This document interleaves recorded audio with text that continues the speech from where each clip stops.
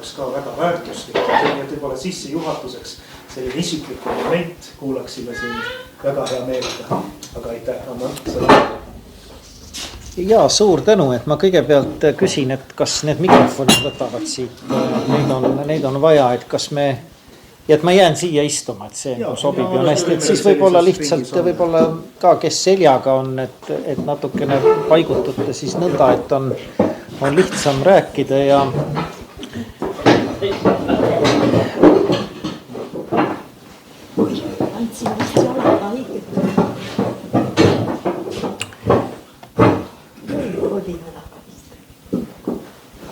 suurepärane, aga siis ma kõigepealt ütlen aitäh mind täna siia kutsumast nii teenistusele kui ka sellesse vestlusringi ja mul tõesti ei ole, enne kui ma su küsimusele vastan, veel sissejuhatuseks, et mul ei ole niisugust akadeemilist ettekannet ette valmistatud, sest ma saan aru, et tegemist on pigem selliste vestlusringide sarjaga ja kui ma vaatasin ka, et siin on käinud väga tunnustatud ja õpetatud piibli teadlased ja uurijad, siin Urmas Nõmmik, Jaan Lahe, kes on omas valdkonnas, näiteks üks siis Vana ja teine Uue Testamendi valdkonnas väga kompetentsed, et mul ei ole mõtet hakata sama juttu pisut võib-olla võhiklikumal tasandil üle rääkida, et seetõttu ma siis valisin ka endale sellise praktilisema teema, et kuidas piiblit lugeda, aga igal juhul ma tänan ka Lead ja tunnustan sellise sarja korraldamise eest,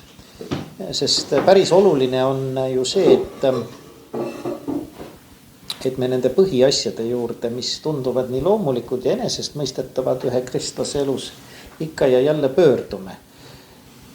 Ja kui ma alustan oma isiklikust suhtest piibliga, siis ma pean kõigepealt mainima seda, et mina olen üles kasvanud nõukogude ajal. Ma saan aru nagu mitmed teiegi hulgast. Ja see oli ikkagi niisugune aeg, kus piibliraamatut meil ju kodus ei olnud. Nagu ma arvan, enamikes Eesti peredes ei olnud, et meil oli selline Mustamäe kodu, kus oli siis 70. aastatel, nagu nüüd on retropiltidel näha, kõik need elutoad olid sisustatud ühte moodi, et ühes seinas oli sektsioon kapp, siis olid ka raamatud, mida siis toona saada oli ja teises seinas oli siis diivan ja seal kuskil oli telekas vahepeal ja eks muidugi vanemate sugulaste ja vanaema juures mulle siis näidati küll ka neid 19. sajandi lõpus välja antud kootikirjas piibleid ja see oli muidugi nagu selline Harry Potteri võluraamat, et ega ma sealt, eks ma midagi sealt lugeda püüdsin teismelisena, kui ma vanaema juures olin või maal suvekodus, seal oli üks usklik vanatädi, kellel oli ka seal palveraamatuid ja piibleid, et midagi ma sealt lugesin, aga see kõik jäi sellisteks väga üksikuteks kildudeks selliseks teisest maailmast. Nii et kahjuks see põlvkond ja see aeg, kus mina olen kasvanud, meid on piiblist ilma jäetud. Ja muidugi ma ei süüdista selles isiklikult oma vanemaid, sellepärast, et see aeg oli niisugune ja need valikud olid ka nende eest paljus ära tehtud. Aga miks ma seda räägin, on see, et me tegelikult võib-olla ei mõista ega mõtle, kui õnnistatud ajal me tegelikult elame. Paar aastat tagasi Usuteaduse Instituudis, kus ma ka õpetan,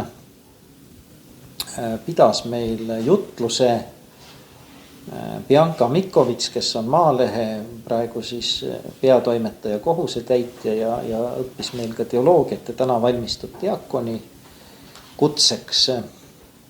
Ja tema tõi jutluses just sellise näite, et ta rääkis, kuidas tema lapsepõlves ükskord oli niimoodi, et pere kogunes kokku ja hakati siis unistama või rääkima, et milliseks kunagi elu kujuneb. Ja kes siis ütles, et kunagi tuleb selline aeg, mil lähed poodi, kõike on saada. Viinerit võid osta ilma järjekorrata, banaane võid osta, nagu Soomes. Keegi rääkis seda, et tuleb aeg, mil piirid lahti saab vabalt reisida Soome, Rootsi. Ja siis oli olnud vanaisa, Eesti aegne mees, kes oli öelnud, et teate lapsed, ükskord tuleb aeg, mil teed raadio lahti ja kuuled sealt Jumala sõna. Ja mitte keegi ei uskunud. see oli absoluutselt noh, ja kes on minu aja inimesed, tõesti võimatu. Et kes Põhja-Eestis, eks ju, elasid, me nägime Soome televisiooni vahendusel, nägime jumalateenistusi ja ma mäletan ka, et mõnel korral Soome raadios tuli jumalateenistus ja ma tean minust vanemaid inimesi, selliseid usuinimesi, kes spetsiaalselt õppisid soome keele ära selleks, et saaks kuulata Jumala sõna ja piiblit raadio kaudu. Aga see oli täiesti võimatu. Ja ma mäletan siis 80ndate lõpul, kui hakkasid tulema need esimesed piiblid Eestisse, et siis meie pere ka sai endale esimese piibli äkki 1988 või 9. Ja ma võib-olla rõhutaksin selle üle, et see tundub meile täna nii enesestmõistetav. Et meil on piibel igasuguses küll digiversioonis ja raamatuna ja aeg-ajalt pastorid ka me kurdame, et näed, et hommikumõtisklused, et need enam ei olegi 5 minutit, vaid tahetakse 4 minutit või 4,5 minutit ja alati vaadata hea pilguga selle peale, et kui me seal lõpus palve peame, aga siiski. Et meil täna ikkagi suurtel kirikupühadel tuleb jumalateenistust riigitelevisioonist, et iga jumalapäev on võimalik mõne konfessiooni vaimulikul 4 minutit mõtiskleda vaimulikel teemadel ja ega keegi nüüd mingit tsensuuri seal ka ei rakenda ikkagi. Samamoodi sotsiaalmeedia, internet, kus me saame kõike kätte ja saame jagada, et meie niisugune vaimulik laud täna on tohutult rikkalik, võib-olla kohati isegi natukene liiga rikkalik, et keeruline on valida, aga ma arvan, et see on eriline Jumala arm ja õnnistus, et meil piibel on vabalt saada, et siis tulles tagasi iseenda juurde.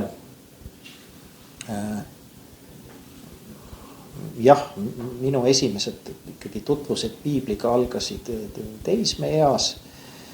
Ja ma käisin Leeris, kui ma olin 17-aastane, kohe 18 saamas Tallinna Jaani koguduses ja minu enda sellises vaimulikus kasvamises on kogu aeg piibli lugemise toeks olnud ja ma olen harjunud sellega, et sinna juurde kuuluvad niisugused teoloogiliselt küllaltki sellised tuumakad jutlused või selgitused. Minu õpetaja oli Toomas Paul, keda ilmselt ju praegugi te kõik ka teate. Ja tema jutlusi ma siis kuulasin mitu aastat, ahmisin endasse ja tõepoolest, et ma olin Tallinna Jaani kirikus 3 aastat seal erinevates ametites, alustasin majahoidjast, aga lõpuks olin kirikuteenija, kirikumees. Ja kui ma siis Usuteaduse Instituuti läksin, siis ikkagi mitmed sissejuhatavad kursused olid mul sellega läbitud, et ma olin kuulanud ära need leeritunnid kõik mitu korda ja jumalateenistused niimoodi aasta algusest või kirikuaasta algusest lõpuni, et see tervik oli minus või see põhi oli väga hästi laotud. Nii et ma Tallinna Jaani kogudusele ja oma õpetajatele, eriti ka siis doktor Toomas Paulile, olen ääretult tänulik. Ja seetõttu on minu jaoks, minu enda kogemuses olnud algusest peale see, mida ikka rõhutas õpetaja Toomas Paul ja mida ka mina rõhutan, et piibel ei ole niivõrd kunagi olnud selline isikliku individuaalse uurimise raamat, vaid see on koguduse raamat. See on midagi, mida kõigepealt loetakse koguduse keskel. Ja siit ka tegelikult minu esimene nõuanne kõlab väga banaalselt, aga kuidas lugeda piiblit ongi see, et seda lugeda koos kogudusega, seda lugeda kirikuaasta rütmis, kuulata jutlust ja loomulikult siis oleks väga hea, kui sa loed ise ka juurde, aga siis ei ole see midagi, mis on lihtsalt sinu niisugune isiklik lugemis või religiooni huvi, vaid seda toetab kogudusega koos selle teekonna käimine. Ma tunnistan üles, et mina ei ole kunagi lugenud piiblit läbi kaanest kaaneni, esimesest leheküljest viimaseni. Ma mitte ei hoople sellega, ja ma arvan, et võib-olla see aeg ka tuleb, kus ma olen piibli ikkagi muidugi läbi lugenud selles mõttes, et eri raamatud nagu eri hetkedel ja eri kontekstis, aga seda, et algusest peale lõpuni välja ma imetlen inimesi, kes on seda teinud ja võib-olla, et ühel hetkel ma ka, kui ma pensionile jään või tuleb selline aeg, siis ma võtan ta ka ette. Aga miks ei ole lugenud? Ongi see, et niimoodi algusest lõpuni ta on ikkagi päris paras pähkel. Intellektuaalses, vaimulikus mõttes see ütleme kultuurikonteksti erinevused, kui me hakkame peale Vana Testamendi sellistest peduiinide lugudest ja rändkarja kasvatajate lugudest kuni Rooma ajastuni välja, see žanrite mitmekesisus, mis seal siis on, juriidilised tekstid, ajaloolised ürikud, poeesia, kuni siis ilmutuskirjanduseni välja, see on päris keeruline ja võib-olla te mäletate seda Tõe ja õiguse esimeses osas on see Sauna Madis, kes ütleb, et kui piibel algusest lõpuni läbi lugedes läheb peast lolliks. Ja ma arvan, et selles on oma tõetera, et seda ei saa võtta nagu üks-üheselt, aga seal ongi niimoodi, et arutatakse, et mis pärast siis ikkagi see Andres, see Vargamäe Andres niisugune kuri on, et kuigi ta loeb nii palju ju piiblit ja palvetab ja siis et piibel peaks ju inimese südame nagu lahkeks ja heaks tegema. Aga et Sauna Madis siis ütleb ka, et see on nii kange raamat, et algusest lõpuni läbi loed, siis lähed lolliks. Ja siis naine tal küsib, et kus kirikkärraga siis on. Ja Sauna Madis hästi targalt vastab, et teoloogiliselt koolid, et ega kirikkärra ei loe algusest lõpuni. Ta loeb iga pühapäev ühe loo siit ja teise sealt ja täpselt niimoodi nagu me ju ka täna tegime ja nagu me teeme. Ja ma arvan, et see ei ole mitte juhuslik, et kui vaadata, kuidas kirikukalender on välja kujunenud, kuidas need niinimetatud perikoobid ehk siis need tükid või lõigud, mida konkreetsetel jumalateenistustel ette loetakse, kuidas need on valitud, kõige vanemad perikoobid, niinimetatud vanakiriklikud perikoobid ulatuvad juba kuskil varasesse keskaega, Karl Suure aegadesse, need on hiljem täienenud, sinna on üht-teist juurde tulnud, et ka selles, et me ju teame, et vaimulik ei vali neid ise oma tunde järgi reeglina, vaid see on terve traditsioon siin taga, et kuidas kirikuaasta on üles ehitatud, millised pühapäevad, millised pühad, millised tekstid, et siis juba sellesse rütmi sisseminek aitab meil piiblit palju paremini mõista ja sellesse kasvada kui see, et kui ma prooviksin teda siis lugeda nii-öelda järjest ja kaanest kaaneni, sest tegemist ju ei ole nii-öelda selles mõttes ühe raamatu või romaaniga, mis hakkab kuskilt peale ja samad tegelased ja läheb lõpuni välja, vaid ta on ju ikkagi pühade kirjade kogumik, et siis 66 raamatust koosneb. Kui nüüd küsida, et kuidas ma praegu piiblit siis loen, siis on peamiselt kaks tasandit siin, et üks on, ma arvan, nii nagu igal vaimulikul, et piibel on meie tööriist, et meil tuleb seda lugeda selleks, et valmistada ette oma jutlusi, kõnesid, artikleid, loenguid, kus ta on meie jaoks samasugune tööriist, nagu muusikul on noodid või helihark, et ilma selleta ju ei saa. Ja see tähendab, et nii on ikkagi piibel minu töölaual, tõsi täna ka on päris palju ka digipiibel, et minnes kuskile välja või sõites ringi, siis päris palju kasutan ka seda sama veebiversiooni.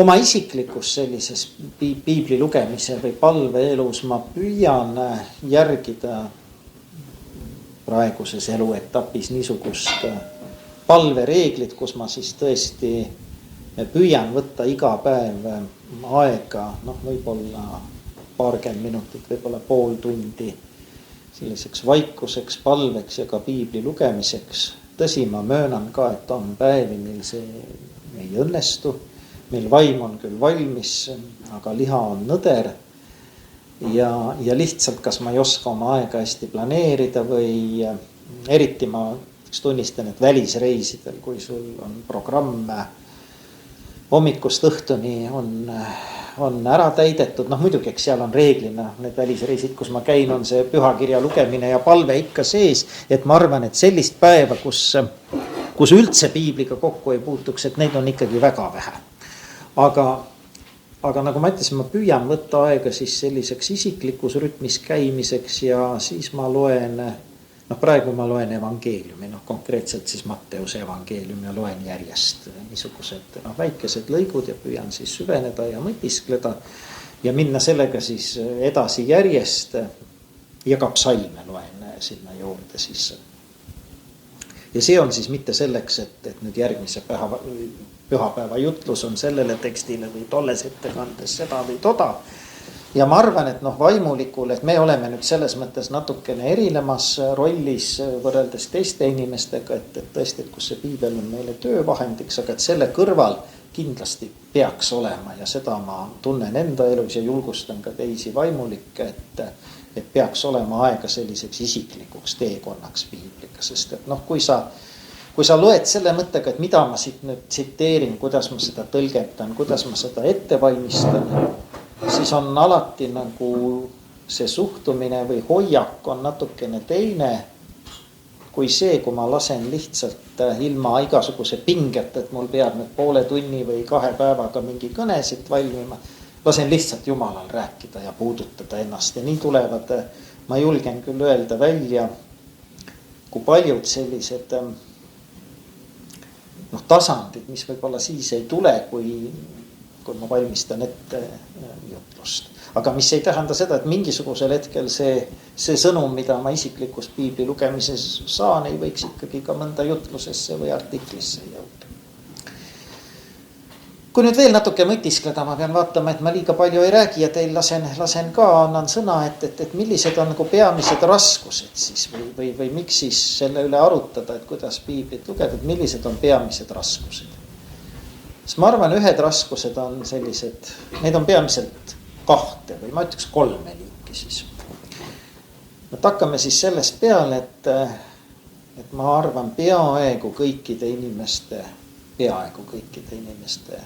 mure tänasel päeval on selline tohutu selline hõivatus, killustatus, kõike seda, millega täita oma vaimu, meeli on hästi palju. Enamikel inimestel on pidevalt kiire, nad ei jõua kõiki asju ära teha. Ja isegi siis, kui me võib-olla oleme pensionärid, siis ma ei tea, mulle pensionärid ütlevad, et kui enne oli veel aega, siis pensionile jäädes nagu üldse ei ole. Aga teine asi see, et ka ju siis meil on televiisor ja siis meil on raadio ja siis meil on sotsiaalmeedia ja ikkagi lihtne on, ma tunnistan minul ka, et ikka teed selle Instagrami või Facebooki lahti ja siis on vaja jälle vaadata, kes seal veel mida on jaganud või mida laikinud ja siis jälle see aeg läheb ja et võib-olla varasemal ajal, ega ma ei ütle, et elu lihtsam oli seal 19. sajandil, ilmselt need hädad olid natukene teised, et ükspäev see füüsiliselt oli väga raske see elu ja tõepoolest meditsiin ei olnud arenenud ja surdi haigustesse noorelt, aga see elurütm vaimses mõttes võib-olla oli natukene selles mõtteski lihtsam, et sellist aja mahavõtmise probleemi, et kus ma nüüd leian aega. Niimoodi ei olnud, tuli ikkagi talv, läks pimedaks, ei olnud võimalik niimoodi nagu täna, et igal hetkel ma panen tule põlema ja torkan adapteri ja teen tööd, eks ole, nii palju kui suudan. Et see looduse rütmidega arvestamine tingis sellise suurema võib-olla siis juba vajaduse ka puhata, aega maha võtta ja siis olidki need pikad õhtud kuskil seal peerutule valgel, kus siis räägiti lugusid ja kus emad, vanaemad lõpetasid ka katekismust ja piiblilugu oma lastele ja nii see käis, et täna on esimene küsimus ja esimene raskus see, et kus ma teen piibli ja sellise palve jaoks oma elus aega. Kus ma selle lõike teen ja ma usun, et väga paljud inimesed, kes on sellised minu ealised või ka veidi vanemad, nooremad, ma mõtlen tööinimesi, pereinimesi, et me peame kuidagi teadlikult seda endale planeerima. Me peame tekitama mingisugused ajad, mingisugused rütmid. Seal peab olema oma paindlikkus kindlasti, et noh, teinekord elu teeb ju omad korrektiivid, kus sa ei saa võib-olla alati seda rütmi niimoodi pidada, noh nagu ma ütlesin, et minu puhul näiteks välisreisid. Aga et noh, üks päev ei saa, teine päev tuleb sinna juurde tagasi. Et võib-olla siis see distsipliin, kasutagem siis seda sõna, et tekitada oma elus palvele ja Jumala sõnale mingi koht, mingi regulaarsus. Et see on nagu esimene asi, mida iga kristlane, kes tahab piiblit lugeda, peaks püüdma enda jaoks siis tekitada. Noh, tõesti minu pärast kas või selleks, et mõelda välja oma päevas, millal siis võiks olla tõenäoliselt see minu päevarütmis kõige sobivam aeg. Noh, mõnel on see õhtune aeg, mõnel on see hommikune aeg, mõnel keskpäev, see sõltub hästi palju inimesest. Panna endale kas või telefoni siis see meelde tuletus igaks päevaks kell, ma ei tea, 16 ja püüda võtta 15-20 minutit siis aega Jumalaga olemiseks, palveks ja ka pühakirja lugemiseks. Aga et jah, esimene nagu raskus on see, et kust selleks aega võtta või kust ruumi teha. Teine, ma arvan, piibliga on sellised intellektuaalsed raskused. See on see, et ma ei saa aru, et on nii palju asju, mis tundub selline arusaamatu, võõrapärane ja noh, ma usun, sellest on nüüd rääkinud päris palju teile siin vestlusringides varasemad külalised, siin doktorid Urmas Nõmmik ja Jaan Lahe, kes veel on käinud, et kui mitmed tasandiline või tahuline see piiblitekst on ja mida peab selle mõistmisel ja tõlgendamisel kõik arvestama. Aga mulle siiski tundub, et need intellektuaalsed takistused noh, nad on olemas, aga neid on tänapäeval võimalik ületada, sest päris palju on ka igasuguseid abimaterjale. Noh, erinevad piibli leksikonid, kirjandus, noh kas või seesama tehisaru või Google, et kui ma ikkagi ei saa aru, mis need variserid olid, kes nad seal sellised olid ja miks nad Jeesusega siis kogu aeg tülis olid, siis on noh, võimalik, ma ei ütle, et lihtsa vaevaga, aga on võimalik nendele küsimustele abimaterjalide puhul leida vastused. Et noh, muidugi, kui me tahame väga süvendatud pilti, siis tuleb minna õppima teoloogiat, eks ju, kus õpetatakse kõiki neid distsipliine. Aga noh, enam-vähem on võimalik asjadele, millest ma aru ei saa, vastuseid leida. Kolmandad ja kolmas liik selliseid takistusi, mis teeb piibli lugemise ja mõistmise raskeks. Ja see on minu meelest kõige suurem või raskem takistus on, mida mina nimetaksin sellisteks vaimulikeks takistusteks. Ja see on see, et kui me loeme piiblit, siis midagi meie selles loomulikus inimeses, meie noh, nagu piibel ise ütleb, meie vana Aadam, meie ego, meie liha, midagi hakkab sellele vastu tõrkuma. Et noh, Jeesus ütleb, et armastage oma vaenlasi. Kuidas see on võimalik? Mismoodi ma siis nüüd neid armastan? Noh, ma arvan, iga inimene, kes on piibliga kokku puutunud, mingi selline tunne on talle ju tuttav. Noh, leerilapsed alati seda ütlevad, et kuidas ma siis nüüd, noh, et ma armastan oma pereliikmeid ja sõpru, no selles, ja see pole ka alati mitte lihtne.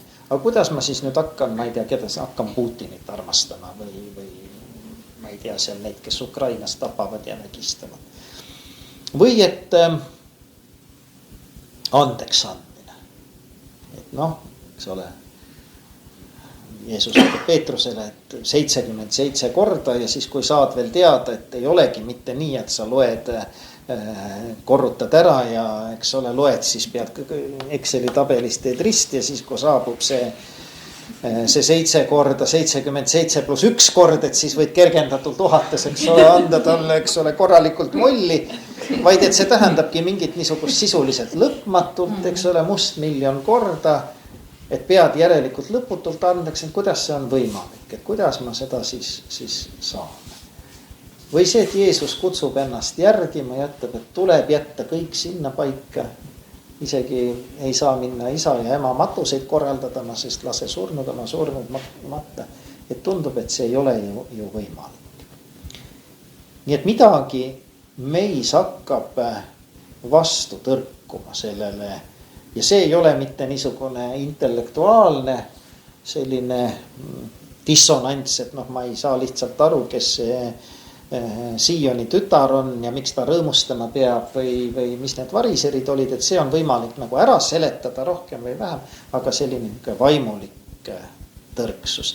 Ja ka siin ei olegi minu meelest mingit niisugust nagu võluvitsa, millega sellest üle saaks, et see ongi meie tegelikult eluaegse niisuguse vaimuliku kasvamise ja enda Jumala sõna alla asetamise ja alandlikkuse kooli küsimus. Võib-olla see on ka üks põhjus, miks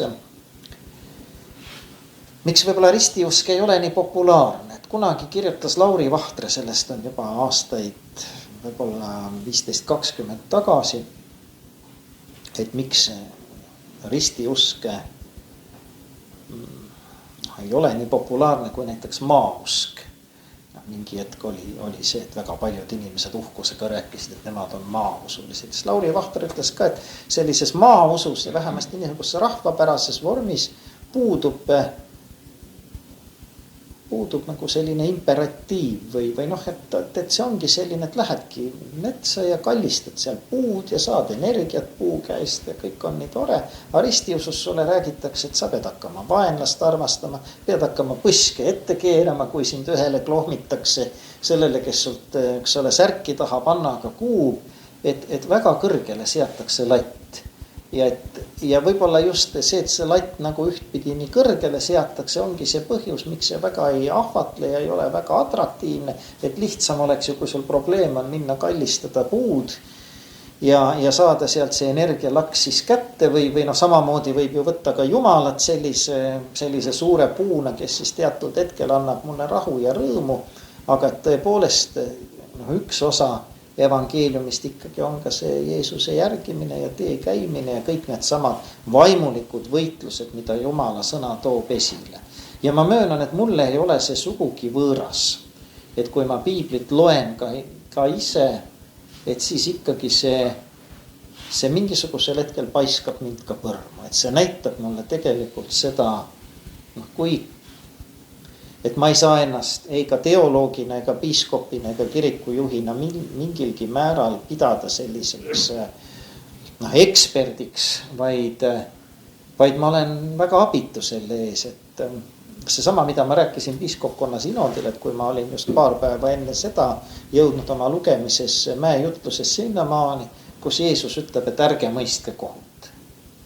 Ja kusjuures ka täiesti tingimusteta, nagu ta igasuguseid asju ütleb, ta ei ütle nii, et mingitel juhtudel sa ikkagi võid kohut mõista, et kui sa oled seal direktor või piiskop või kohtunik või lapsevanem, siis sul on lubatud, vaid ta ütlebki täiesti ilma igasuguste kõrvalklausliteta. Noh, muidugi see on üks lause, et ma möönan, et piibel on ju tervik, aga ikkagi see mõte on ka mujal, et ärge mõistke kohut, aga mida mina siis teen? Ma ju ikka mõistan kohut ühe ja teise inimese üle ja ühe ja teise olukorra üle ja kui ma võtan ja usun seda, et pühakiri on tõde ja mina usun küll, et pühakiri on tõde, see on vaimulik tõde, meie jaoks ilmutatud tõde, siis on ka see tõde, et mina ei tohi kohut mõista ja see tähendab ka seda, et ma ei saa ka piiblist teha ühte tööriista selleks, et muudkui kohut mõista teiste inimeste üle ja öelda, et sina usud valesti ja sina õigesti ja sina oled hukas ja sina oled päästetud,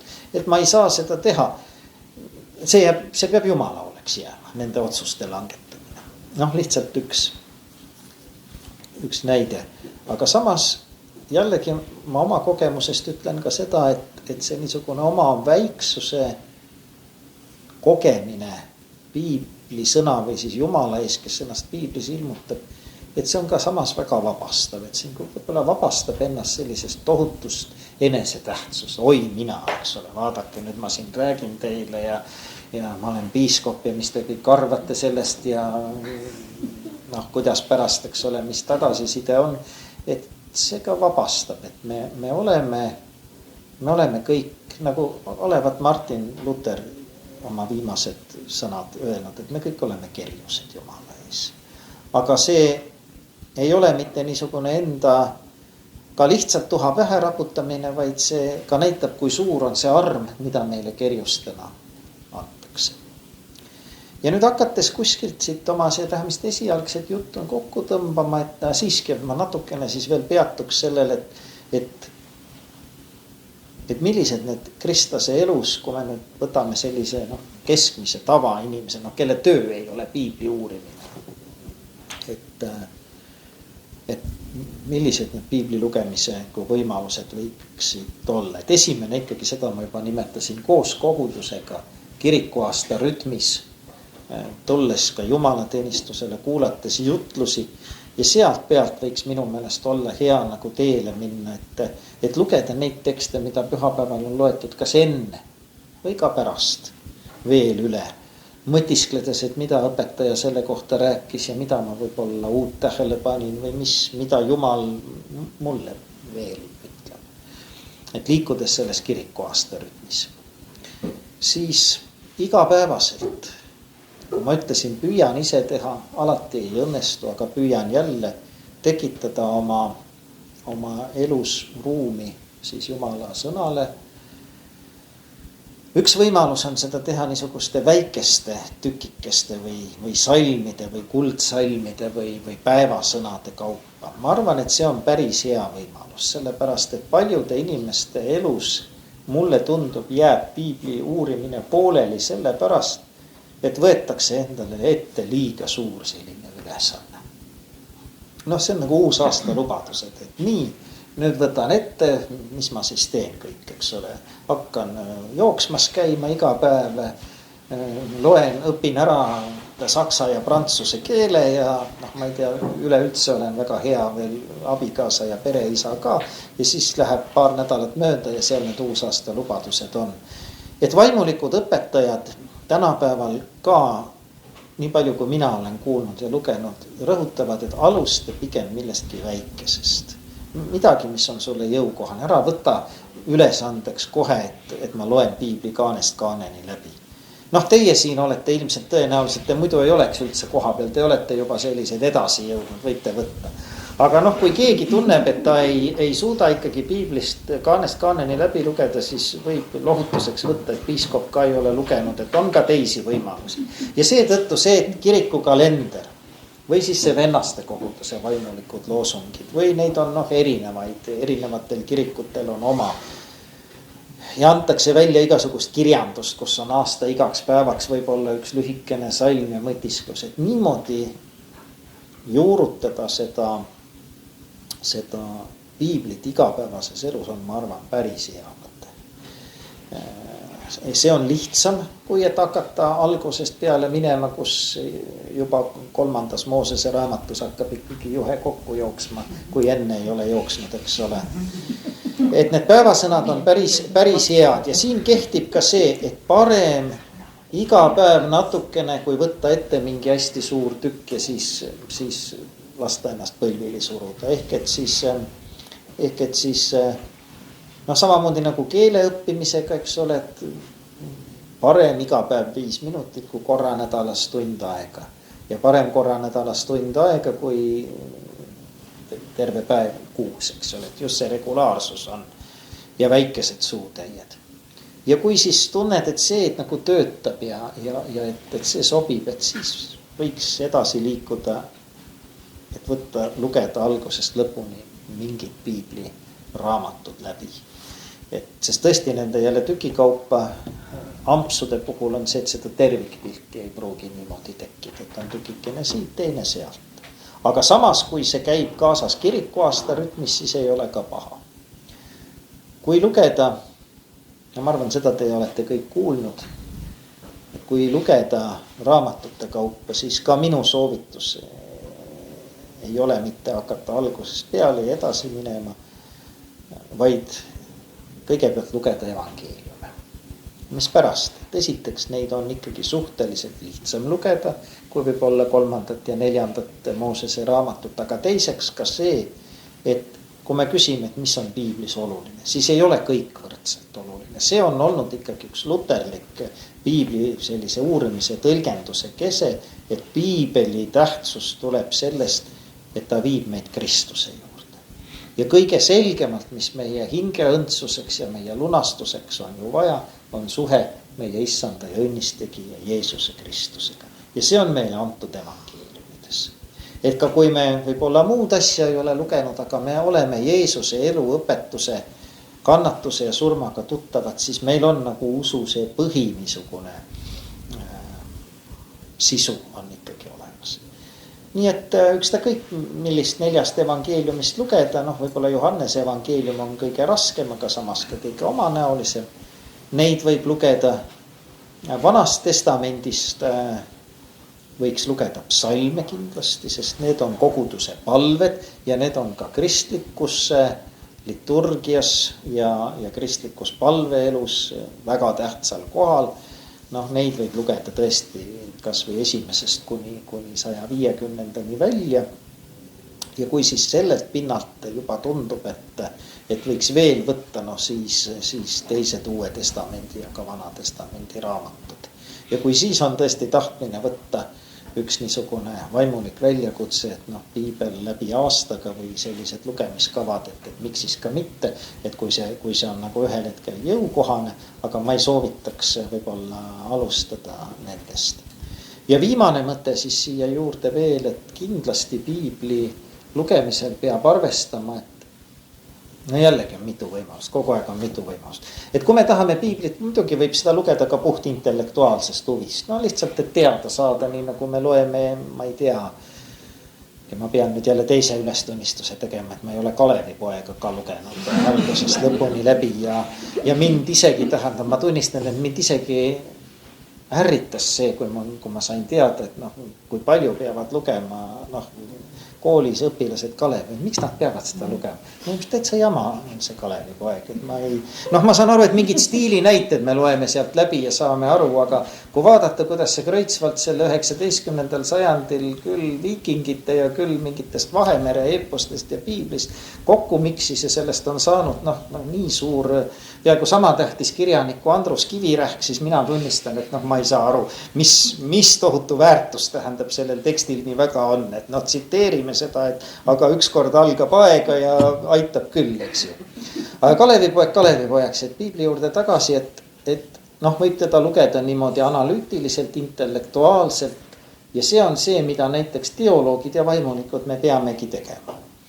Mida Urmas Nõmmik õpetab oma üliõpilastele ja Jaan Lahel, et loomulikult meil peab olema teatud ülevaade sellest, kuidas neid piiblitekste eksegeesida ehk uurida, milline on nende raamatute ajalugu, millised keelelised probleemid seal tekivad, millised tõlki- ja tõlgendusvõimalused ja nii edasi.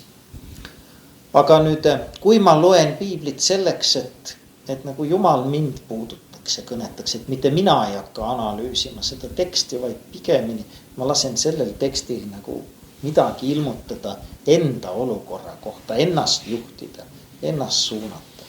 Et siis kindlasti peaks piibli lugemine olema, käima koos teiste vaimuliku elu praktikatega. Piibli lugemine on üks asi, aga on kindlasti oluline, et sinna juurde kuuluks mis asja. Kogunduse jumalateenistus kindlasti. Armulaud, palve, eks ole, et me mitte lihtsalt ei loe, et on tore, et öeldakse, et tuleb andeks anda lõpmatu arv kordi, aga mina seda ei suuda ja siis jääb sinna paika, vaid selle juurde võiks siis kuuluda tõesti palve, et armas Jumal, sa näed, et mul on väga pikk tee käi, ma ei suuda seda omast teost, ma ei suuda seda. Ja ei hakkagi suutma, aga sina oled mulle Jeesuses Kristuses kõik andeks andnud ja kui see armastus mind täidab, siis võib-olla suudan ka mina astuda siit järgmise sammu ja seda jagada. Palve.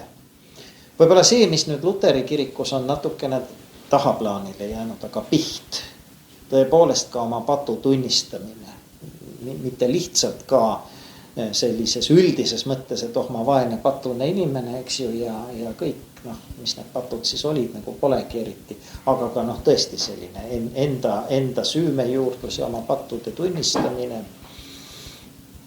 Ja loomulikult ka igasugused, ütleme siis sellised, ka vaikus peaks kindlasti olema sellise piibli lugemise kõrval üks osa, et kus ma ka seda piibliteksti loen, et ma lasen et ma seda saan nagu mäletseda või maitsta, nagu ütlevad kirikuisad.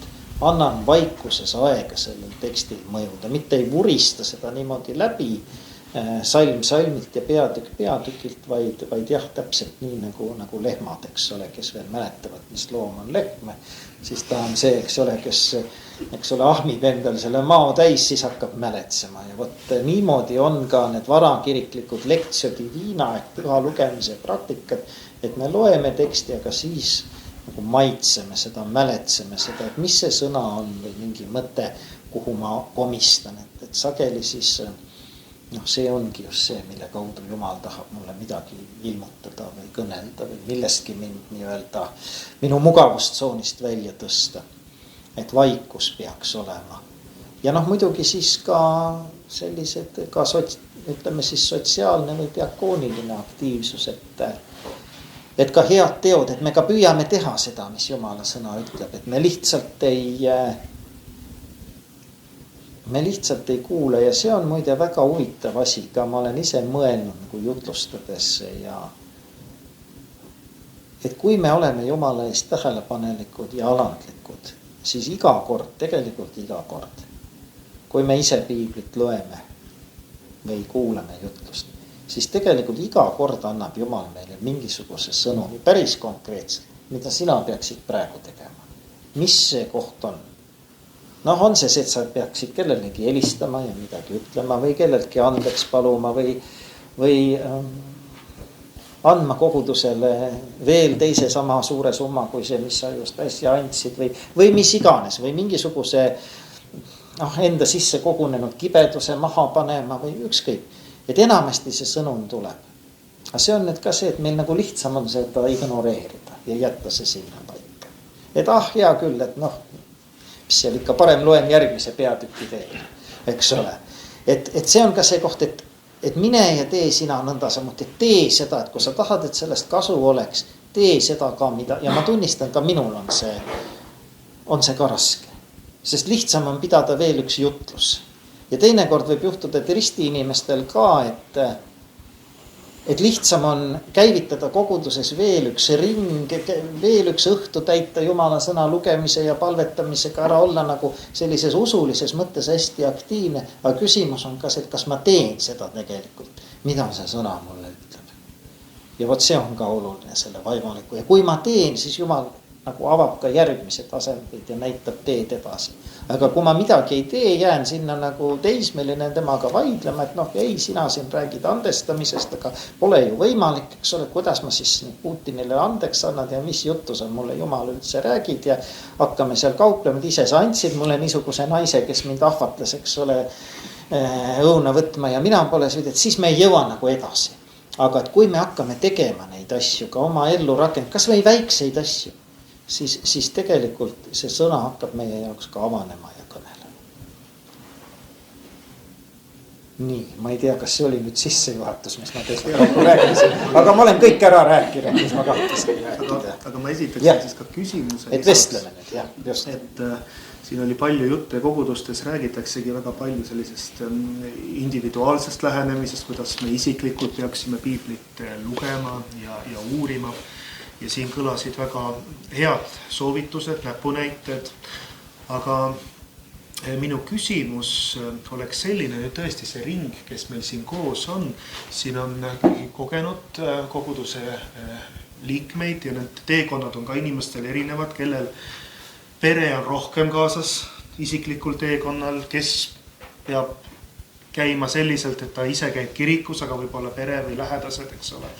Ei pruugi veel olla kaasas sellega. Ja nüüd küsimus on selline, et nüüd meie lähedased, on ta siis minu perekond või mis ütleme, et kes on oma vanematega võib-olla või kes on eks ole, õed elavad koos, et ükskõik missugune see leibkond konkreetselt on. Aga millist rolli, Marko, sa näed piibli lugemisel pereelus? Näiteks, et piiblit loetakse koos lastega või abikaasad loevad koos piiblit, et kust alustada, kui peres ei ole sellist harjumust olnud?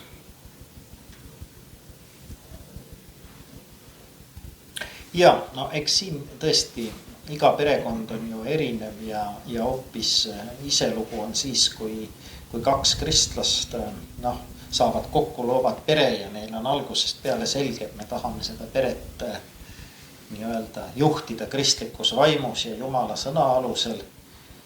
Või ka see, kui käiakse leeris koos ja jõutakse enam-vähem sellele usuni samaaegselt, et siis on nagu üks lugu ja teine lugu on ikkagi see, milliseid juhtumeid meil on ju ka päris palju, et üks pool perest käib kirikus, on kristlane, püüab seda elu elada ja teine võib olla parimal juhul on ükskõikne, aga halvimal juhul isegi nagu näeb sellest teatavat konkurentsi, et jälle sama kiriku ja piiblika, et eks ole, isegi meil on pere jaoks vähe aega. Ma arvan ikkagi seda, et ikkagi esimene asi peaks olla või võiks olla see selline koos koguduses käimine, koos jumalateenistusele tulek, jutluse kuulamine, nende mõtete arutamine pärast edasi, et kuule, mida sina kuulsid või mida Jumal sulle ütles, et see koguduse roll ja osadus on ikkagi ääretult tähtis. Me ei suuda, ütleme neid ohte või karisid, kui me hakkame igaüks ise pingutama, on lihtsalt niivõrd palju, et ütleme siis niimoodi, et nagu mis tahes muu valdkonnaga, et ma ei tea, võib üritada ise kitarri õppida mängima või mingit muud pilli. Ja kui sul juba 3-4 pilli on selged, siis läheb ju lihtsamalt ka, aga ikkagi sul peaks olema mingi õpetaja või ütleme, et ma ei ole küll jõusaalis elus eriti käinud, aga olen aru saanud, et ei ole päris mõtet nii, et sa lähed lihtsalt jõusaali, vaatad seal, hakkad seal suvaliselt nagu pumpama, laod nii palju, eks ole, kongi peale kui jõuad, et võid endal vigastusi tekitada ja et ikkagi, kui on keegi, kes sind natukenegi otsa peale aitab, siis treenerid ja treeningprogrammid, et siis on palju lihtsam, eks ole, täpselt samamoodi, ma näiteks natukene tegelen sörkjooksuga või püüan ennast nagu vormis hoida, et mul küll mingit treenerit ei ole, aga natukene ikkagi loed ja vaatad, et sa pead teatud asjadega arvestama, mida on mõtet teha ja mida ei ole mõtet teha. Et samamoodi ka siin, me tuleme enamik inimesi meist, kes ei ole sellisest maast madalast kristlust kaasa saanud, mina ka ei ole. Siis enamik me tuleme sellisest ikkagi, oleme sellised esimese põlve kristlased, jällegi tuleme sellisest sekulaarsest kontekstist ja koguduses on nüüd olemas tegelikult see kompetents, see teadmine, see pärimus, kuidas inimest tema vaimulikul teel aidata.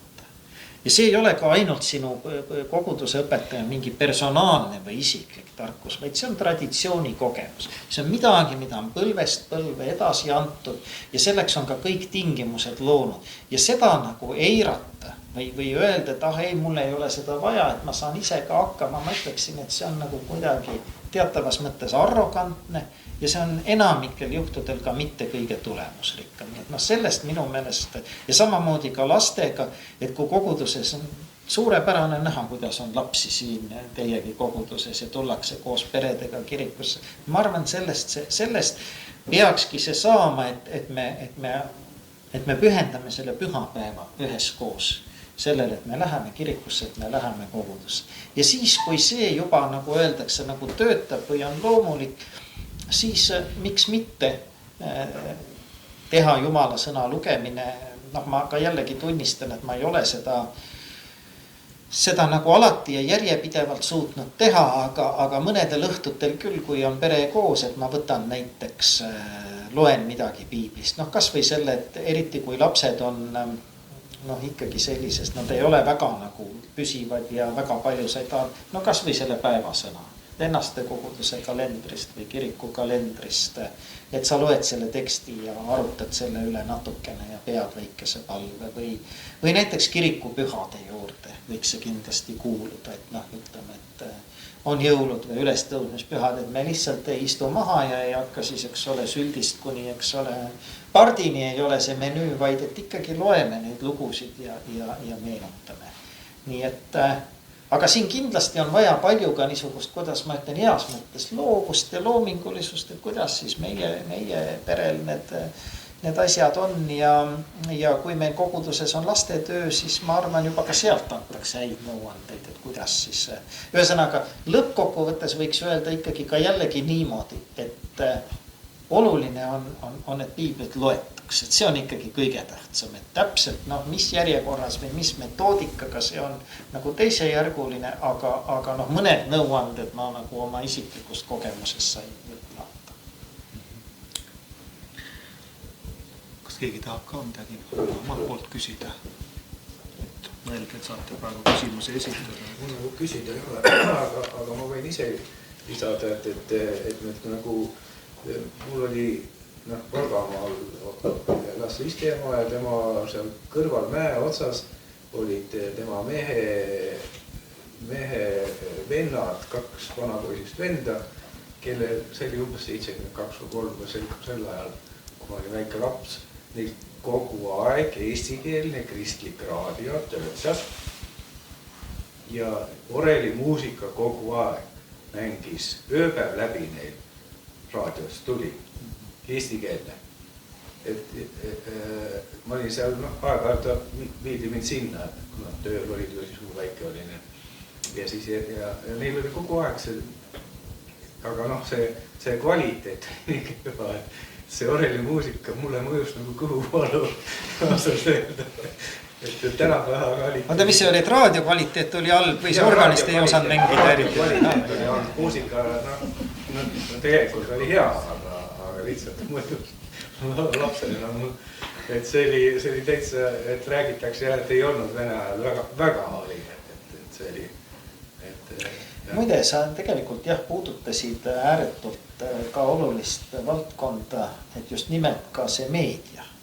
Ja näiteks jällegi, et see igapäevane... Kuskil välimaalt või mingi, aga ta oli täiesti, kui mõelda täiesti lokaalselt, kõik orelimuusika ja... Aga ka täna, need samad raadio hommiku mõtisklused on ja järelkuulatavad, eks ole. 4 minutit sa saad mingisuguse vaimse toidu. Teine asi on see, et kui nüüd aeg-ajalt me kõik kirume seda sotsiaalmeediat ja nutisõltuvus, aga et kui vaadata, kuidas seda saab ka heas mõttes ära rakendada. Kahjuks eesti keeles ei ole, ma ei tea väga selliseid äppe rohkem, kui on meil see sama kirikukalendri äpp, aga näiteks inglise keeles, saksa keeles, suurematel kirikutel on olemas omad äpid. Ma ise ka aeg-ajalt kuulen näiteks Inglismaa kiriku niisugused vaimulikud refleksioonid, nad kestavad seal võib-olla 6-7 minutit, paned endal kas või autoga sõites selle mängima, loetakse sulle see piiblitekst, väike mõtisklus on võimalik, kui ei ole väga tihe liiklus ka palvetada. Nii et jällegi, kes on nagu loomu poolest niisugused rohkem nutiinimesed ja kellele sellised äpid ja rakendused nagu meeldivad või sobivad muus eluvaldkonnas, et eriti kui te inglise või saksa keelt valdate, neid leiab päris mitmeid igasuguseid piibelt, spiritual reflections, mis sinna panna ja päris hästi võib neid ka enda kasuks nagu tööle panna, et mis nende nagu selline kasu on ju tegelikult nagu natukene nagu ka jumala teenistusel, et ma ei pea nagu ise hakkama jalgratast leiutama, et ma tulen kohale ja see eeltöö on ära tehtud. Keegi on laulud valinud, keegi on jutluse ette tekstid, et ma saan sellega kohe liikuda. Ja samamoodi nende äppidega, et ma ei pea mõtlema, et oi, kus mul see piibel on, kuskilt otsin muusika, eks ole, panen mängima. Mis ma nüüd täna loen või mis ma teen, et see nagu on ette valmistatud ja sa saad sellega liituda. Nii et need võimalused, ma julgen arvata, on ka päris head. Piibli lugemise kohta veel, et minu emapoolsed vanavanemad olid pärit Petseri tagant. Veel tükk maad sealt edasi, kus külad on, seal Eesti külad. Ja kui ma väiksena seal mõnikord olin, siis neil oli ma käisin vahepeal naabritel ka külas, igas kodus oli seal oma nurk, püha nurk, kus oli väike lauakene, kus oli piibel, kus oli rist, kus oli mingi püha pilt oli ja seal nad siis käisid ka seda piiblit lugemas ja palvetamas. Igas kodus oli see olemas. Aga minu ristiema, kes elas Valgamaal, tema rääkis mulle teistmoodi õpetas piibli lugemist. Tema ütles, et pead ennast et piiblit niisama lugeda ei tohi, pead ennast puhtaks pidama, ilusti korralikult riidesse panema, siis istud laua taga ja siis loed, et siis see piibel mõjub sulle kõige õigemini. Et temal oli, et see on nii püha raamat, et seda niisama lugeda ei tohi. Päris huvitav mõtted. Ma nii palju julgustan, et siin piiskop mainis äppe, et praeguseks peale piibel.net äppi on olemas ka Piibel Plus juba. Ta on üsna uus rakendus tegelikult ja see rakendus võimaldab Uut Testamenti ka kuulata ja siin on ka märkused, paralleelviited, ajajoon, sellised head tööriistad, et nüüd hiljuti on asjad juba vaikselt edasi läinud, et on erinevad äpid juurde tulnud. Mulle tundub, et ma ei ole kindel, aga kas vabakogudused on siin palju vaeva näinud, aga vähemasti piibel, seesama piibliseltsi tekstina on Piibel Plus äpina olemas, kellel on nutitelefon, saate kasutada. Aga Marko, küsin su käest sellise küsimuse,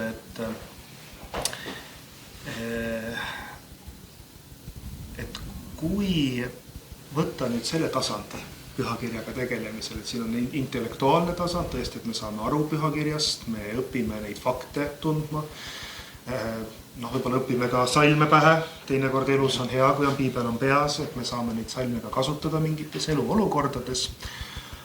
Aga kui nüüd inimene tahab süvitsi minna ja süvitsi minemise all ma mõtlen just seda, et kuidas kristlane võiks piibliga tegeleda niiviisi ja missugune see palveelu seal juures tõesti peaks olema, et piibel järjest enam tõesti puudutaks mitte ainult mõistust, vaid ka südant ja võib-olla tõesti, et me õpiksime tõesti usaldama rohkem Jumalat.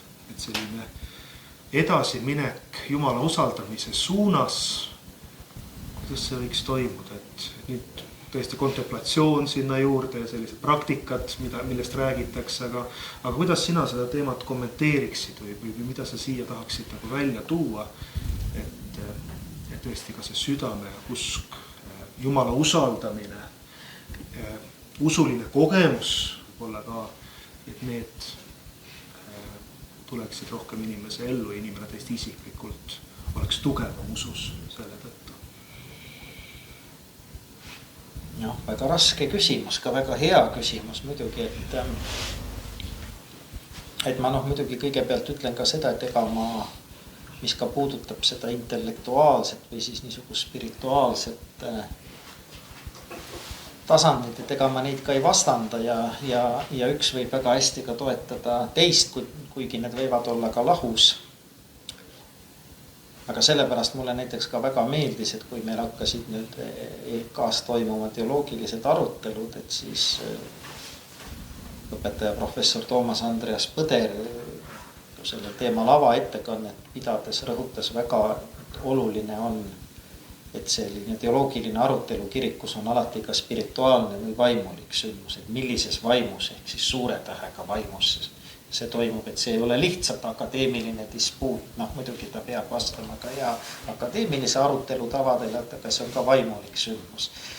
Et selles mõttes, kui keegi ikkagi ühel hetkel tunneb, et ta tahab piiblist niisugusi süvendatumaid või terviklikumaid teadmisi või kogemus, siis ma arvan jällegi, et meil on, siis tulekski natukene ka õppida, et meil on erinevad ju kursused olemas, näiteks pastoraadi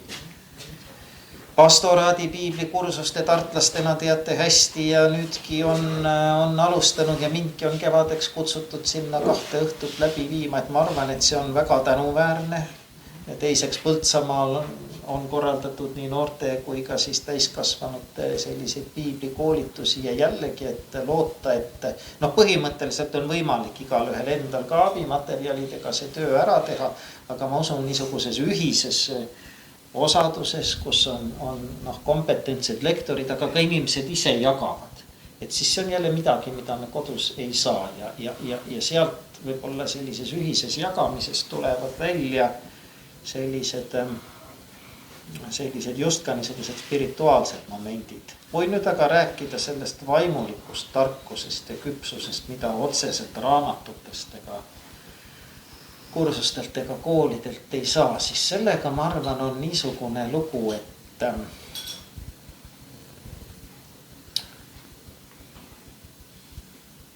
et siis tuleb paluda Jumalalt seda, et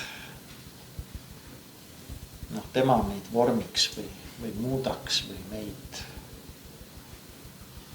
mis sõna me siis kasutame, alandlikumaks, küpsemaks, paremaks Kristuse tunnistajaks ja järgijaks teeks, et ta annaks meie usule ja meie Jumala suhtele sellisele küpsusele ja sügavusele.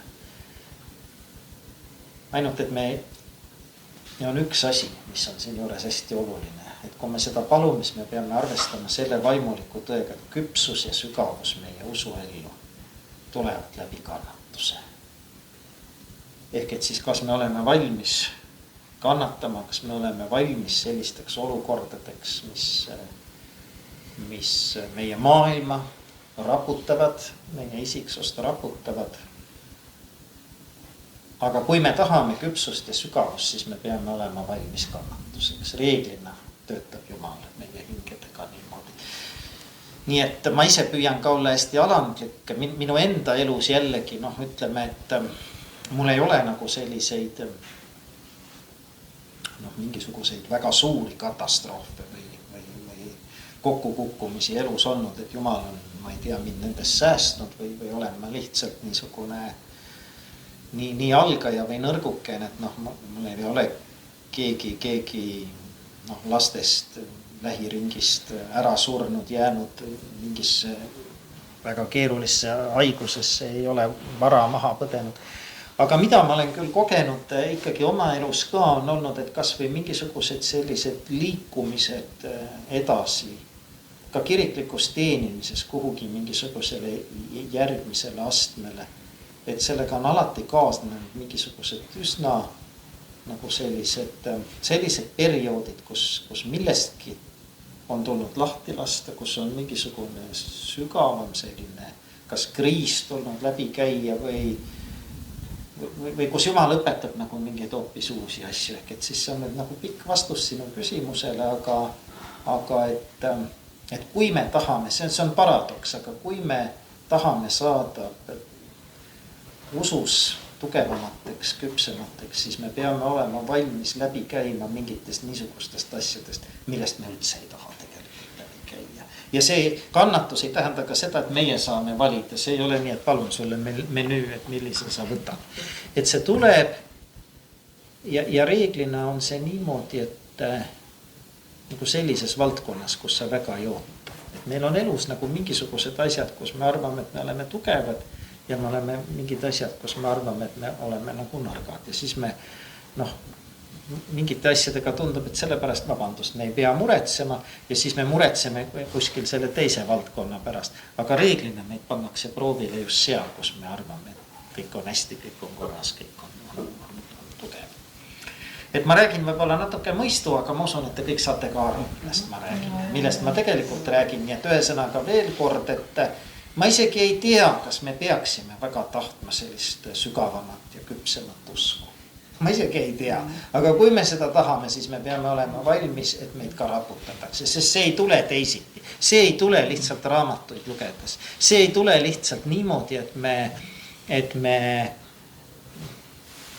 veel paneme oma tunni aja selle palve ja piibli lugemise ajale veerand tundi otsa või loeme veel 5. korda piibli läbi või läheme koguduses veel ühte koori või mingisugusesse osadusringi. Et ühel hetkel ka need asjad võivad hakata natukene muutuma niisugusteks, ma ei tea, nii nagu variser, kes kiites sellega, et kui religioosne ta on ja mitu korda päevas ta paastub ja palvetab ja mis ta kõik, eks ole, annab, aga ta ei olnud läbi käinud sellest koolist, kus oli läbi käinud Tölner, kes tundis tõesti, me ei tea täpselt neid asjaolusid ja taustu, aga ja kuna see Tölneri alandus ei olnud niisugune näiline, vaid see oli tegelik, sest Jeesus nägi ära, et see oli tegelik. Et midagi oli selles mehes murdunud nagu niisugust, kus ta siis ei osanud öelda muud kui, et Jumal ole mulle patusele inimesele armuline. Ma võin öelda, et jah, mingis mõttes niisugusi sarnasi hetki ja kogemusi mul on elus küll. Ja ma arvan, ka teil on neid. Et kus sa nagu tunned ühel hetkel, et tegelikult kõik, mis sa oled püüdnud teha, kõik, see ei ole, see ei ole nagu midagi. Ma ei ole nagu kuskile jõudnud. Ma olen tahtnud asju paremaks teha, veel hullemaks olen nad keeranud kätte. Et kus ma siis nüüd olen omadega ja siis on sul ainult üks tee, Kristuse risti all. Et sul on ainult tema poole vaadata. Ja nagu sellistel hetkedel, ma arvan, sünnib mingis mõttes nagu niisugune nagu tugevam ja küpsem usk. Kuidas seda mõõta teab ainult Jumal, et lõpuks ma ei taha siin ka väga midagi väita. Aga jah, et ilma asjata ju Martin Luther, kui ta sõnastas kiriku 7 tunnust või tundemärki, eks ole, kõik piibel ja ristimine ja piht ja vaimulik amet ja mis seal on. Aga viimane on kannatus. Et sa pead olema valmis sellest läbi minema. See on väga sügav teema, mida sa puudutasid. Võib-olla lihtsalt tooks siia juurde või ühiseks mõtiskluseks, et kuidas koguduses me peaksime siis mõistma armastuse tähendust. See on ju Jumala olemus, tõeline armastus ja tõesti, kui jõuame agape armastuseni, selle tõelise Jumala armastuseni, et see on selline keeruline teema, et koguduses tihti peale, ma arvan, see on erinevates kogudustes nii ja oled sina oma vaimuliku praktikas seda näinud, et inimesed tulevad, üks etapp on see, et avastatakse, et patused inimesed on kirikus koos, et kirik ei ole selles tähenduses püha, et kõik kohe on nii ilus ja lilleline, et üks asi, et inimene seal ei pettuks. Aga teine pool, et kui inimene jätkab teekonda,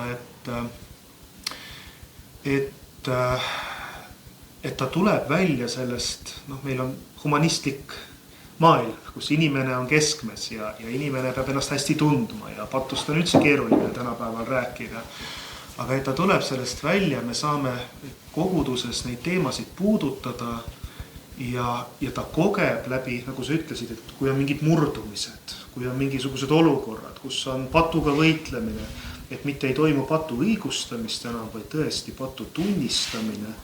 Ja ta teab, et Jumal ikkagi et Jumala armastus on selles. Väga tihti meil räägitakse Jumala armastusest just selles võtmes, et see kõik peab ka hea tunne olema, kõik nii ilus ja hea ja meil peab nii hea koos alati olla.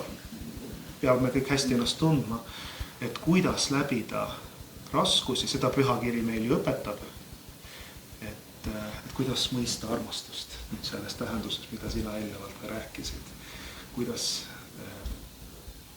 Jumal on maailma keskmes ja inimene siis ei ole maailma keskmes. Kuidas seda nagu tõlgendada ja tajuda ja samal ajal tõesti teada, et Jumal hoiab neid, kaitseb neid läbi kõige selle, mida me peame üle elama ja kuidas Kristuse risti järgima. Jaa, su küsimused lähevad ju järjest raskemaks. Nagu armastuse juurde jõuame. Eks piiskopile selliseid esitatakse. Eks nagu me ju kõik teame, et eks see arm ja tõde ja käsk ja evangeelium on ju koos kristlikus ilmutuses nagu teatavas niisuguses dialektikas või pinges, aga et nad mõlemad kuuluvad sinna. Et eks nagu me ka enda kogemusest ju teame, et armastus ja viha ei pruugi alati olla vastandid, vaid et kui me midagi või kedagi väga armastame, siis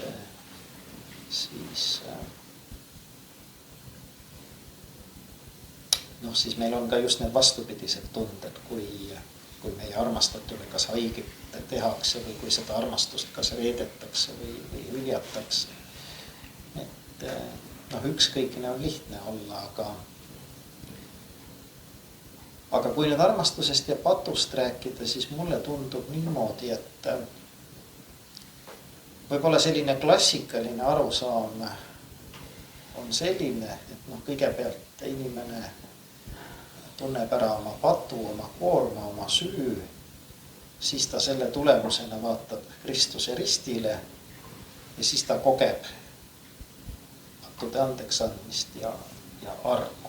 Ehk et siis justkui see niisugune metodoloogia või kronoloogia on siis selline, et me kõigepealt peame inimesele aidata mõista, kui sügaval seal patumülkas ta on ja kui halvasti on temaga lood. Ja siis, kui see muutub tema jaoks väljakannatamatuks, siis ta vaatab Kristuse ristile ja siis ta kogeb selle armu ja halastuse tähendust. Ja mulle tundub, et see järjekord ei ole päris õige. Või ütleme niimoodi, et see võib küll olla mingitel puhkudel ka õige, aga me teame ju küll ja küll inimesi, kes on väga sügavas depressioonis, meeleheites, koormaid kannavad ja nad ei vaata Kristuse poole, mis siis, et seda Kristust neile kuulutatakse, nad ei leia seda armu üles. Aga pigem tundub mulle niimoodi inimese elus, et väga sügava armu ja halastuse kogemus on see, mis laseb inimesel mõista tegelikult ka oma pattu ja selle patu suurust. Ehk siis Johannese evangeeliumis Jeesus ütleb, et kui püha vaim tuleb, siis ta toob teile selguse patu kohta. See on püha vaimu töö. Ja kunagi mu eelkäija Joel Luhamets ütles niimoodi, et kui püha vaim ei ole inimest puudutanud, siis inimene oma pattu ei mõista. Et siis võib parimal juhul rääkida mingitest juriidilistest eksimustest, karistusseadustikku, aga patt on midagi, mida aitab, mida ma saan alles mõista Jumala armastuse valguses. Ehk et siis, mis ma nagu öelda tahan, on see, et väga sageli see armu kogemine ja puudutus on nagu enne, kuigi siin on ka raske öelda, et mis on enne ja mis pärast, aga see juhib ja teeb võimalikuks patutunnistuse, mitte võib-olla vastupidi. Ja mulle tundub, et on oluline seda nagu mõista ja sellepärast ka ma arvan, et kirik ja vaimulikud ja piiskop ei pea olema need, kes inimesi materdavad või püüavad kuidagi neil aidata aru saada, kui patused ja halvad nad on. Tähendab, see ei tähenda seda, et me mustavalgeks peaksime või pühamkirja tõe peaksime nagu ära rääkima. Et loomulikult me peame teatud asjade kohta, mida Kristuse pühakiri taunib ütlema, et ta neid taunib. Et selles ei ole nagu küsimus.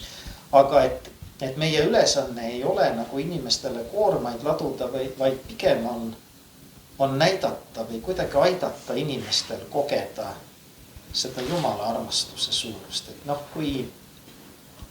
kui mõelda sellele, kuidas, ma ei tea, õigeusu praktikas räägitakse seda pisarate andi, või seda niisugust vaimulikku kogemust, et mis inimesel on, mulle ka see mingil määral on ju tuttav, et siis see ongi nagu see, et sa saad ühtäkki aru, et Jumal armastab sind nii palju, et on sulle nagu kõik andeks andnud ja selles valguses sa alles koged oma ebapiisavust, et aga mis siis nagu mina olen, eks ole. Kui ma võrdlen, kui seda Jumala armu ei ole, kui ma võrdlen ennast teiste inimestega, Timo, mille poolest ma sinust talvel olen, eks näe, ma olen siin piiskop ikkagi, eks ole, ja mul on omad hädad, aga sul on palju hullemad hädad, eks ole, ja kõik te siin, et nii kaua kui see võrdlusmoment või see skaala on niisugune inimlik, siis mis see patt siin siis nagu on, aga see patt tuleb esile alles seal, kus ma saan aru, et Jumal on andnud kõik.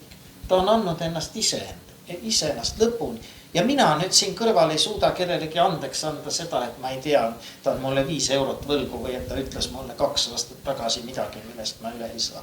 Ja siis ma saan ma toon näiteks, et aga appikene. Ma elan ainult armust, Jumal iga päev annab mulle, aga mina käin siin ringi nina vingus ja mõistan kohta. Ma ei ole seda väärt, et siis võib nagu inimesse tulla see arusaamine, et ma selles valguses saan nagu aru, aga siis, kui see patu tundmine on selles Jumala armastuse ja vaimu kontekstis, siis on see ka turvaline.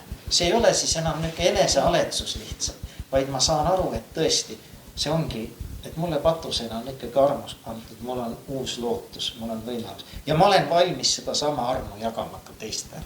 Ma ei keela seda. Ei ole siis see sulane, kellele on 10 000 talenti kustutatud, eks ole, kes 100 teenari pärast tõmbab nagu listule. Ehk siis, ma ei tea, kas see oli nüüd nagu vastus sinu küsimusele, aga ma siiski nagu arvan seda, et kui me räägime, mis kiriku ülesanne on, mis meie kristlaste ülesanne on kuidagi nagu kehastada ja näidata ja sõnades ja tegudes seda Jumala armu suurust. Selles valguses on alles võimalik inimesel ka niisugune niisugune turvaline, nagu kuidas ma ütlen, ja konstruktiivne toimetulek oma patususega. Aga muidu on niimoodi, et ma mäletan ühes Facebooki vestluses kunagi, kus ma lugesin ja üks naine, keda ma ei tunne ja ei tundnud, aga seal arutati ka, et ikkagi ühesõnaga, et me peame ikkagi, me ei tohi nagu, kõike ei tohi liiga lahjaks teha ja peame ikka kirikus nagu patust ja nii edasi, tähendab, et siis ta ütles ka, et kallid vaimulikud, et ärge arvake, et inimestel et nad ei tunne oma nagu süüd või koormat, et inimesed käivad ringi süükoormat seljas. Et küsimus on, mis sellega peale hakata, mis sellega nagu toime tulla ja mõnikord ma seda räägin Usuteaduse Instituudis üliõpilastele ka, et kus natukene nagu ma tajun võib-olla mingit mõkast nagu hirmu, et ühesõnaga, et ega me kuradit ära ei unusta ja ega me pattu ära ei unusta, ega me põrgut ära ei unusta, et me peame nendest asjadest ikkagi rääkima. Jah, peame, aga küsimus on, mis seoses me seda teeme ja vaat siin jälle mulle tuleb väga palju appi. Võib-olla siin ka see mängib kaasa, et ma olen ise liturgika õppejõud ja see kirikukalender ja need pühapäevad, et teemad. Mina ei tea ühtegi pühapäeva, mille teemaks oleks põrgu või mille teemaks oleks patt või mille teemaks oleks kurat. Aga on küll, nendest asjadest räägitakse, aga meil on Jeesus kiusatuse võitja. Meil on Kristus, kes meid põrgust ja patust lunastab. Ehk siis alati käsitletakse neid teemasid sellises soterioloogilises või lunastusloolises tähenduses. Et see on võidetud. Et see on ühenduses temaga ja siis on see nagu õige koht.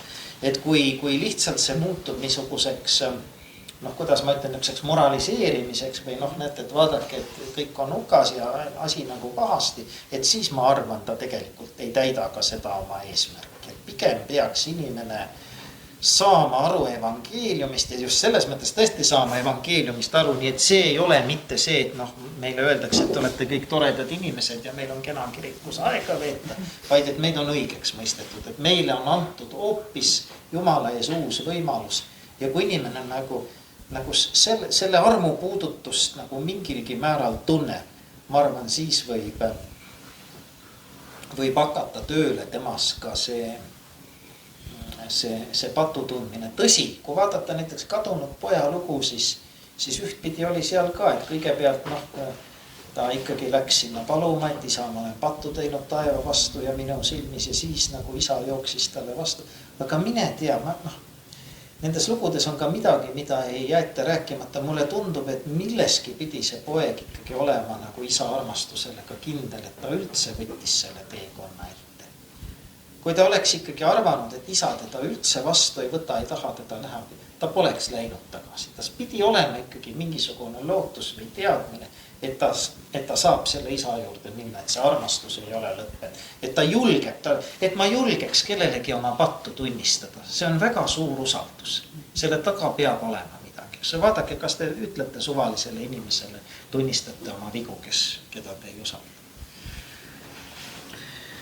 Aga kas see, kui ma väike olin, meil ei olnud 4-aastane, maalt tulime ära. Kogu aeg oli mind õpetatud käed peale sööki, käed niimoodi panema, aitäh taevaisale. Aga ega ma ei saanud aru, kes see taevaisa on või kes see Jumal on, Jumalat ei mainitud, aga just taevaisa. Kui aus olla, see tuleb mul vahel ka siin, kui midagi küsin taevaisale, jälle ütlen taevaisale, võib-olla õpetaja on tähele pannud. See on mulle külge jäänud. Aga kas see, ma ilmselt ei saanud aru, sest kui linna tulime, siis materdati see Jumala sõna üldse maha. Ei, ma arvan, et väga hästi ikka tehti, et nii õpetati ütlema, et eks teinekord nende selliste usuliste võib-olla harjumustega on ka, nii et eks nad võib-olla teinekord lähevad ka rutiiniks kätte ja meie, kes me väga sagedasti piiblit tsiteerime, võib-olla ka mõnikord võtame ilma asjata mõnda kohta suhu, kus ei peaks, aga ma arvan, et see ikkagi palju parem on õpetada lapsi ütlema aitäh taevaisale, kui õpetada neid vanduma või sõimama või et ikkagi, et ta loob, ma usun, see loob, noh, sa praegu ka tuled selle juurde tagasi, aga sa oled selle taevaisa ühel hetkel üles leidnud, eks ole, et näed, üks hetk võib-olla ei saanud ma olen siin nüüd ka vahel tähele pannud, et ma mainin mõnikord, mitte ei ütle, et Jumal, vaid ütlen taevaisa. Et üldiselt me ikkagi näeme, no see läheb nüüd nagu kristliku kasvatuse juurde, aga kes on ikkagi lapsest peale seda saanud, ka pühapäevakoolis käinud, reeglina väga paljud ütlevad, nad võivad olla ka kaugel, aga neil on lihtsam sinna tee tagasi jõuda, sest neis on see mingisugune põhi või seeme on olemas. No vahepeal materdati ju maha päris. Ma ei ütle, et vanemate poolt, aga no see ühiskond oli. No nii, aga me oleme kuidagi nii ruttu on aeg läinud. nii ruttu jõudnud sinna maal, et ma küsiksin nüüd, kuna meil fookuses on pühakiri, me oleme kõik nüüd väga energilised. Täna asume pühakirja juurde, kasvada vaimulikult. Ja siis küsimus oleks, sa rääkisid mitmetest praktikatest, et kuidas piiblit lugeda, et ehk sa tahaksid veel midagi lisada, et millisest harjumusest või väikesest sammust alustaks ju meie tänased kuulajad, näiteks need, kes ei ole võib-olla mõnda aega piibliga tegelenud, et missuguse sammu nad täna võivad ette võtta, kuidas uuesti see piibli lugemine käima saada, see on üks asi, aga teine asi pool oleks küsimuses see, kas oskad nimetada ehk konkreetse kirjakoha, millega tahaksid meid kõiki julgustada, et piibel oleks meie elus tõesti väga olulisel kohal.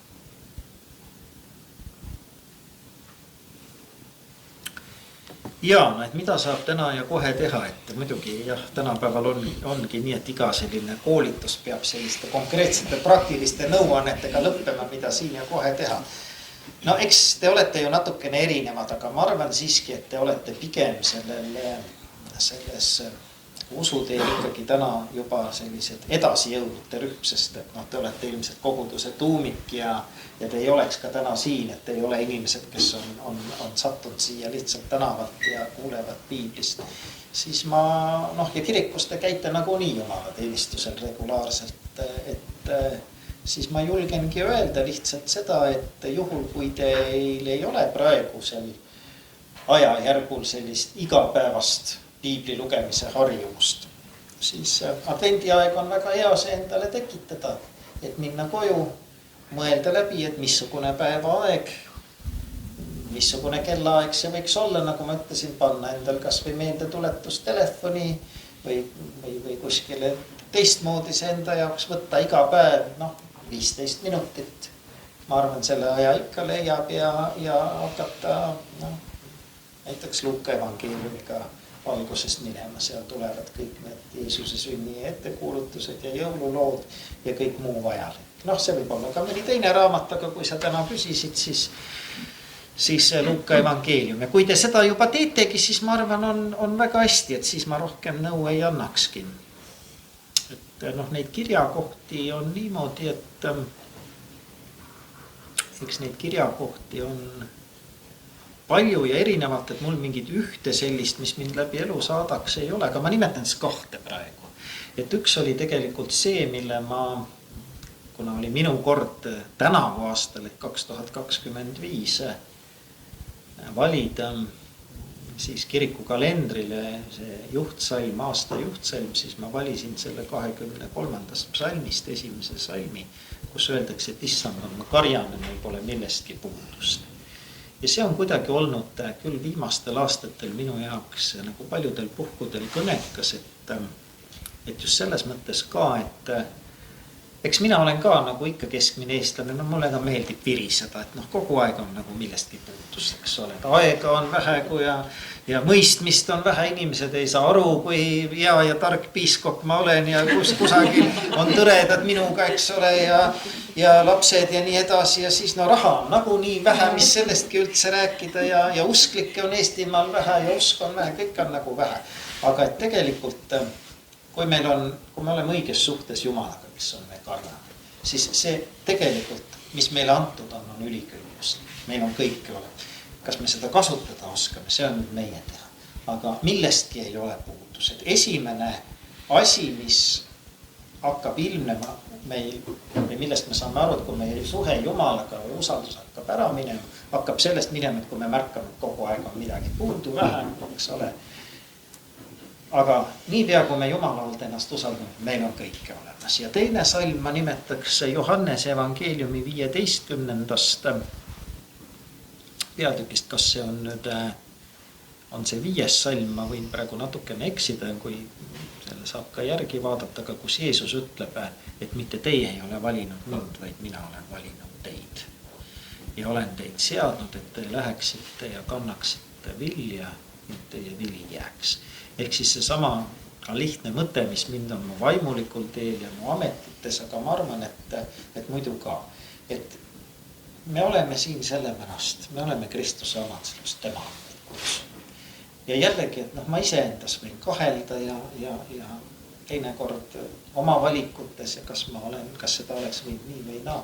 Aga kui ma vastan tema kutsele, kui ma jään tema külge, tema juurde, siis on see tema valik ja see on nagu midagi väga erilist. Ma ei tea, kas teist kunagi keegi on kokku puutunud, oli selline koolitus omal ajal nagu oli Reis Usumaale või Credo, mida siin Saksa eeskujul tehti, et sina oled kokku puutunud. Mina ka omal ajal. Ja seal oli üks niisugune lugu, ma selle illustreerimiseks lõpuks räägin ära, et oli Saksamaal kusagil selline olukord, et toodi siis kuskilt pagulaslaagrist lapsi erinevaid seal siis selleks, et neid jagada peredesse, kes siis pidid seal nende juures 2-3 kuud siis elama ja need nii-öelda kasupered siis enne said anda nagu soov, et missugust last nad siis tahaksid. Ja siis oli seal üks vanaproua, üks lastetu vanaproua, kes siis oli sinna ankeeti täites öelnud, et tema tahab endale umbes 12-aastast heledapäist tüdrukut. Ja siis kui hakati lapsi jagama, siis oli mingisugune mustanahaline käharpäine poiss. Vanaproua oli väga pettunud, et kuidas niimoodi. Küsis üle, et ega siin peab mingi eksitusega olema tegemist. Ei, see poiss on see järgmiseks 3 kuuks teie juurde. Siis ta läks sinna ametniku juurde ja ütles, et kas ma siis ei kirjutanud nagu selgelt ja kas te siis, kuidas te oma töötate meie soovidega ei arvesta ja siis ühesõnaga. Ja siis ütles see ametnik, et teate proua, ma räägin teile, mille see on põhjus. Et nii pea, kui siis jõudis see vagunitäis neid lapsi sealt kuskilt põgenikelaagrist raudteejaama ja nad tulid seal perroonile ja vaatasid ringi, siis see poiss vaatas kohe teie otsa ja ütles, et see on niisugune ääretult lahke ja tore vanaproua, et mina tahan minna tema juurde. Ja sellest peale, ja siis nagu see proua nagu ütles selle peale, et see oli tema elus esimene olukord, kus keegi valis tema. Et ta on nagu kogu aeg harjunud nagu sellega, et tema käib ja vaatab, mis ta tahab. Ja ta oli sellest nagu rabatud ja ta loomulikult ta ütles, et ta läks võttis seda poisi. Et mõelge ise tähendab, milline kogemus see on, kui meid valitakse.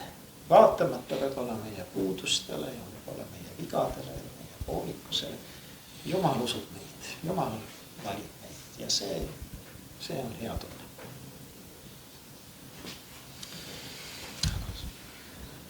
Suur tänu. Aga me võtaksime tänase kohtumise kokku palvega ja palvetame meie isa palve sõnadega ja palve piiskopi võid veel õnnistusega. Ja võib-olla teeme siis pärast veel ühe ühispildi siin. Meie isa, kes sa oled taevas, pühitsetud olgu sinu nimi, sinu riik tulgu, sinu tahtmine sündigu, nagu taevas, nõnda ka maa peal. Meie igapäevast leiba anna meile tänapäev ja anna meile andeks meie võlad, nagu meiegi andeks anname oma võlglastele. Ja ära saada meid kiusatusse, vaid päästa meid ära kurjast, sest sinu päralt on riik ja vägi ja au igavesti. Aamen. Issand, õnnistagu sind ja hoidku sind. issand, lasku oma pale paista sinu peale ja olgu sulle armuline. issand, tõstku oma pale sinu üle ja andku sulle oma rahu. Isa ja Poja ja Püha Vaimu